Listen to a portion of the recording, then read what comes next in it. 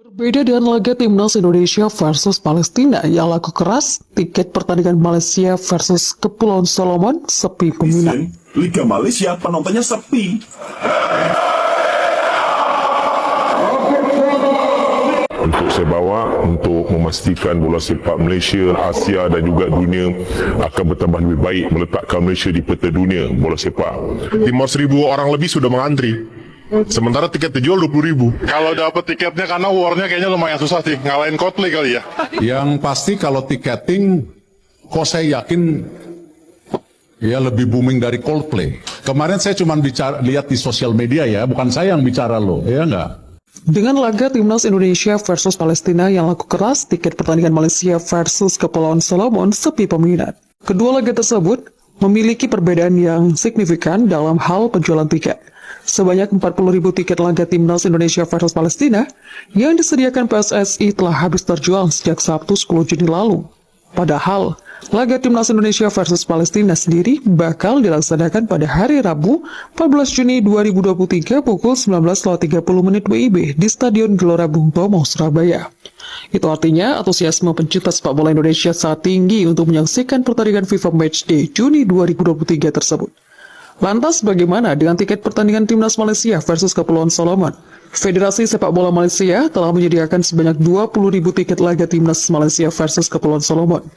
Laga tersebut juga bakal digelar hari Rabu 14 Juni 2023 di Stadion Sultan Mizan Zainal Abidin, Malaysia, yang berkapasitas 50.000 penonton.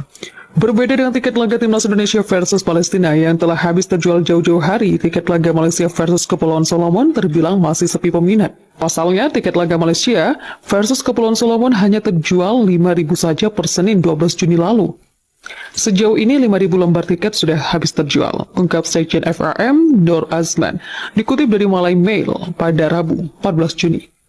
Meski begitu, Nur Azman mengaku percaya diri bahwa sebanyak 20.000 tiket laga Malaysia versus Kepulauan Solomon akan habis terjual di menit-menit terakhir. Ia pun berharap supporter Malaysia bisa memenuhi Stadion Sultan Mizan Zainal Abidin. Insya Allah masih ada 2 hari lagi, biasanya di menit-menit terakhir, pembelian akan meningkat tajam. Kami akan melihat dan berharap bisa mencapai 20.000 penonton untuk menyaksikan pertandingan tersebut, tambahnya. Terlepas dari hal itu, Malaysia akan melakoni satu pertandingan FIFA Matchday Juni 2023 lainnya dengan menghadapi Papua Nugini pada Selasa 20 Juni 2023.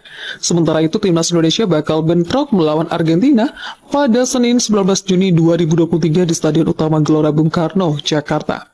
Malaysia, ekor harimau Malaya, cari alasan lagi gara-gara Timnas Malaysia U23 minus sang pemain andalan saat hadapi Timnas Indonesia U23 di Piala AFF U23 2023.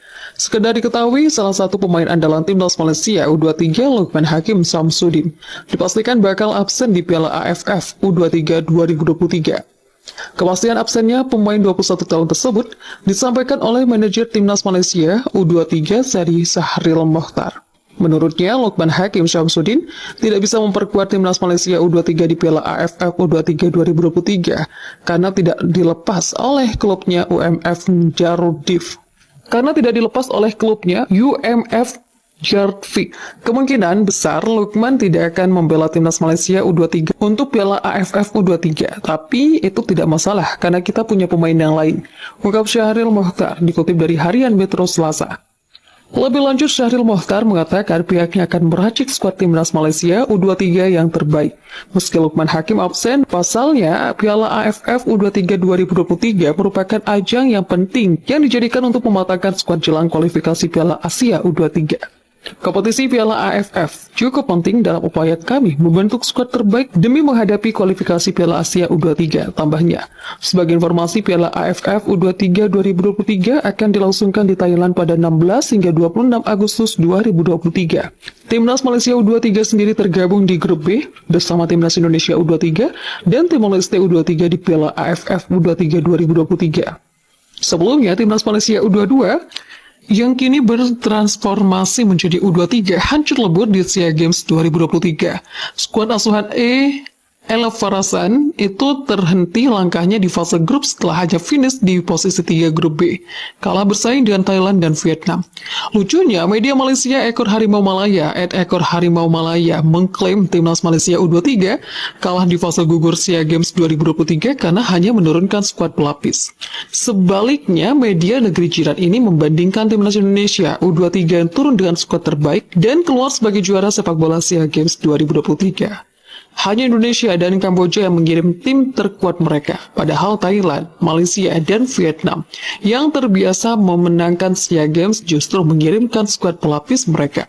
Indonesia pantas juara karena itu, tulis Ekor Harimau Malaya di akun Instagramnya @ekorharimaumalaya pada Rabu.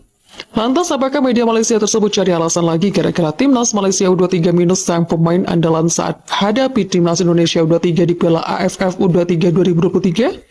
Satu hal yang pasti, timnas Malaysia U23 mulai menggelar pemusatan latihan per Senin 12 Juni 2023 jelang Piala AFF U23 2023. Nantinya dari 3 grup yang ada, hanya juara grup yang diizinkan lolos otomatis ke semifinal Piala AFF U23 2023. Sementara itu, 1 tiket didapat untuk runner-up grup terbaik.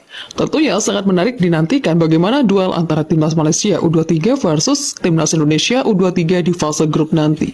Sintayong mengatakan Indonesia harusnya bisa cetak 3 gol lawan Palestina.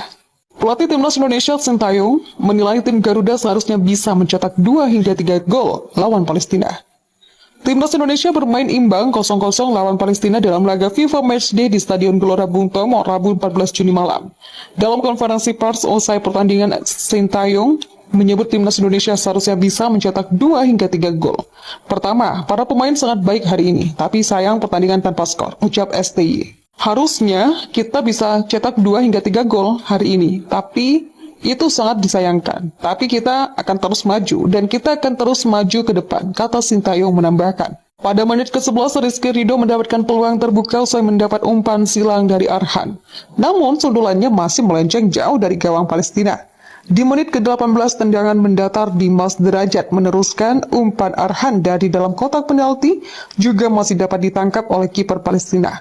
Di menit ke-23, Dimas Derajat lagi-lagi mendapatkan peluang emas saat sudah berhadapan dengan kiper Palestina. Sayangnya, tendangan Dimas masih dapat membentur dada kiper Palestina dan gagal tercipta gol.